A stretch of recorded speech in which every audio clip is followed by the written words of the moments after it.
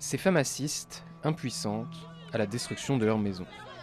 Depuis plusieurs mois, les démolitions se multiplient dans les quartiers précaires d'Abidjan, aux grandes dames des habitants. C'est toute notre histoire. Moi, je suis né là. Mes parents sont là depuis les années 40. Imaginez-vous un instant, nos enfants sont partis à l'école. Ils se disent qu'à midi, on va retourner à la maison, venir manger. Et ils reviennent trouver que papa n'est pas là, maman n'est pas là, la maison n'est pas là. Les habitants dénoncent surtout le manque d'informations avant le déclenchement de telles opérations.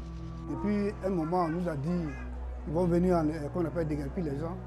Bon, depuis lors, je n'ai pas eu d'information. Pour les autorités ivoiriennes, ces destructions sont nécessaires en raison des risques que présentent ces constructions lors de la saison des pluies. Plus de 300 personnes sont mortes dans des inondations depuis 2005 et des maladies risquent d'émerger sur de tels terrains, avertit le gouvernement. La vision du gouvernement est claire. Il faut assainir ces quartiers. Parfois, c'est des familles entières qui ont été décimées, comme à Boribana. À un moment donné, un gouvernement responsable ne peut pas être insensible à tous ces drames-là. Le gouvernement assure que les ménages affectés par des destructions seront indemnisés et relogés, mais nombre d'entre eux sont toujours sans abri à l'heure actuelle.